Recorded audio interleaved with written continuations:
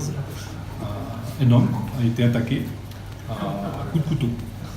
À la suite de cette attaque, il est décédé. Nous avons appris le décès de la victime à 12h20. C'est l'horaire de son décès. Vous connaissez l'identité de la victime, puisque je crois que par ailleurs, vous avez eu donc des informations.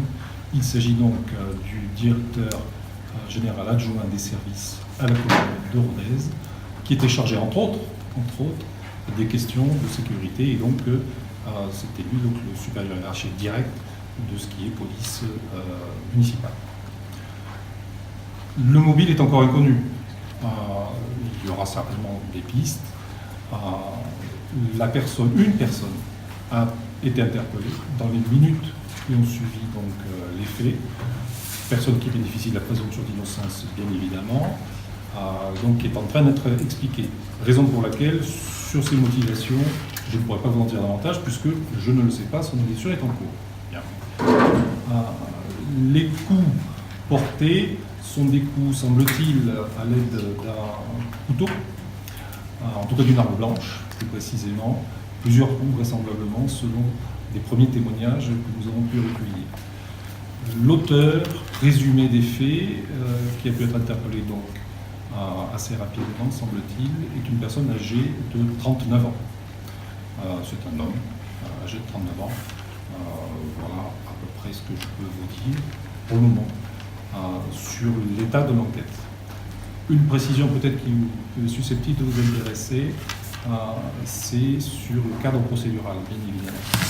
Pour le moment, j'ai saisi deux services. Le service donc, de la brigade de sûreté urbaine du commissariat de police de Rodez et conjointement le SRPJ de Toulouse. Nous sommes sur une affaire particulièrement grave, bien évidemment, d'où cette nécessité d'une co-saisine. Le chef de saisine, c'est assassinat, parce qu'il semblerait, a priori, que l'acte ait pu être prémédité.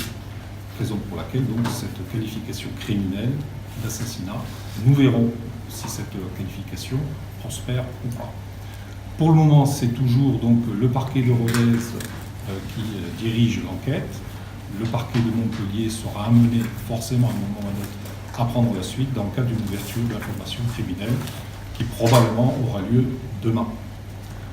En parlant de demain, des mesures médicales, d'examen plutôt, d'autopsie seront réalisées dans le courant de l'après-midi. L'horaire n'est pas encore défini.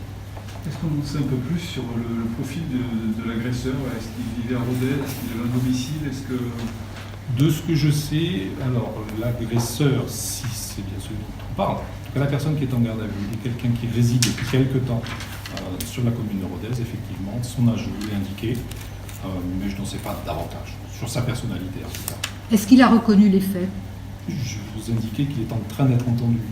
Donc le point presse, j'ai souhaité vous le proposer assez rapidement, je comprenais que vous ayez quelques souhaits à ce niveau-là, mais du coup, je ne suis pas en mesure de vous en dire davantage. Il est en train d'être entendu.